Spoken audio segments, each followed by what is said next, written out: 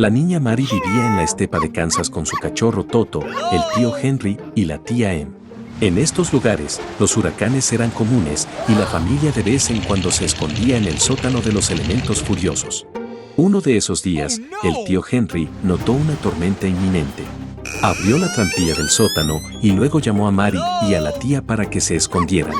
En ese momento, el asustado Toto saltó de los brazos de Mary y se escondió debajo de la cama. Cuando la niña finalmente atrapó al cachorro, el viento aulló y la casita tembló.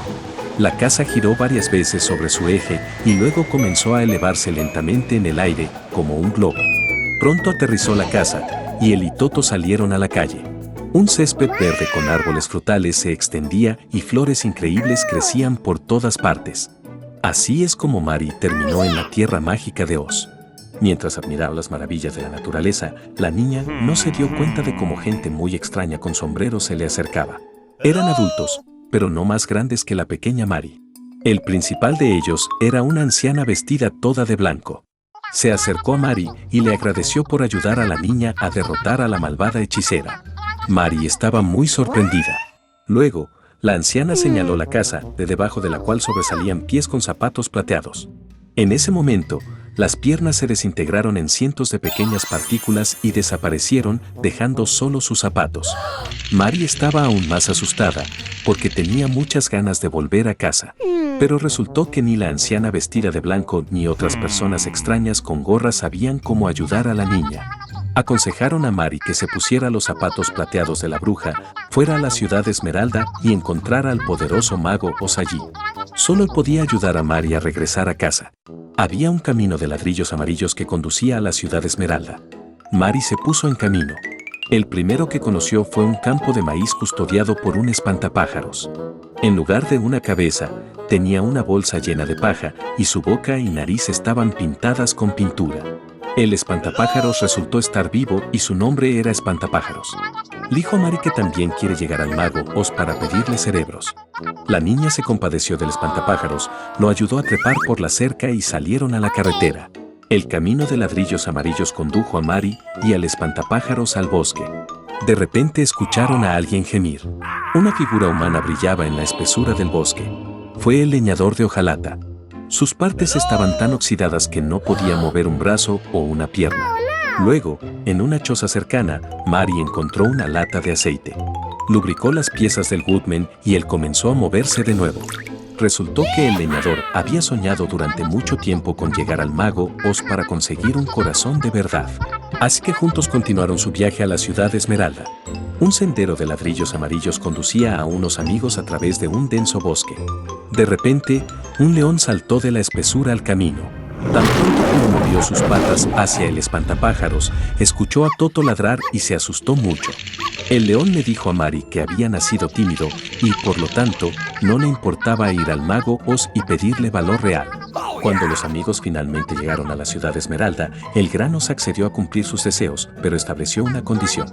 Pidió matar a la malvada bruja de Occidente.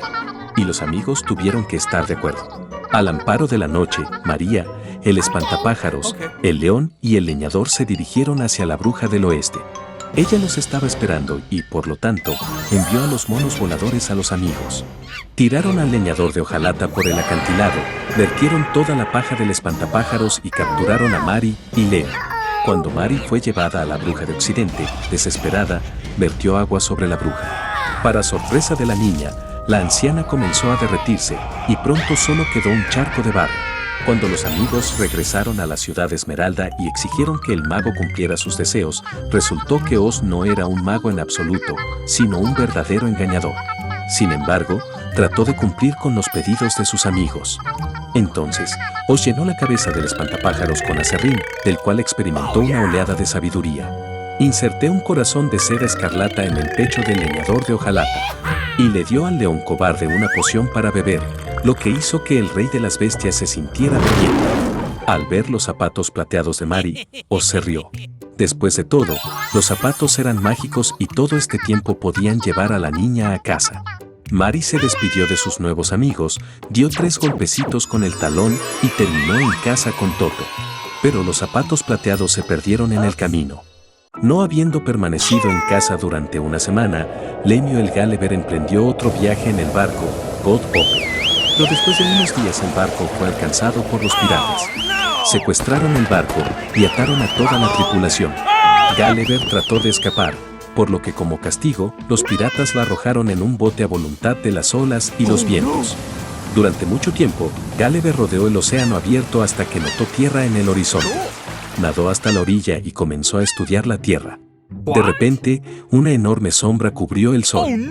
Al levantar la cabeza, el asombrado Gulliver vio una gran isla elevándose en el cielo. Agotado por el hambre y la sed, Gulliver comenzó a gritar, agitando su sombrero, esperando que los habitantes de la isla lo notaran. Entonces los nativos se apiadaron de Gulliver y bajaron las escaleras para que pudiera subir a la isla. Cuando Gulliver subió las escaleras, se encontró con una multitud de lugareños muy extraños frente a él. Sus cabezas estaban inclinadas hacia la derecha o hacia la izquierda, con un ojo mirando hacia adentro y el otro hacia arriba. Y en cada noble había un sirviente que acariciaba al dueño en los labios o en los oídos, distrayéndolo de sus pensamientos. Gulliver recibió una cálida bienvenida. Fue alimentado en el palacio e incluso hizo un recorrido por la isla. Entonces, Gulliver se dio cuenta de que la tierra se eleva en el cielo debido a un enorme imán y en la base hay un diamante gigante. Pero la vida en el reino volador era aburrida, por lo que Gulliver pronto regresó a la tierra. Ante sus ojos había un país devastado donde los residentes locales, vestidos con harapos, pasaban hambre. Al final resultó que estas personas hicieron todo en sus vidas al revés. Construyeron una casa partiendo del tejado. Intentaron sacar los rayos del sol de los pepinos. Y los artistas mezclaban ciegamente pintura para pintar. Los científicos locales no entendieron por qué se necesitan palabras en un idioma. Después de todo, a todos los que comenzaron a discutir, simplemente les cortaron los cerebros y los intercambiaron. La sorpresa de Gulliver no conoció límites y se apresuró a abandonar la isla. Al ir a las tierras vecinas, Gulliver se encontró en el reino de la oscuridad y la tristeza. Temblando de miedo, continuó su viaje. De repente, un fantasma apareció en la oscuridad.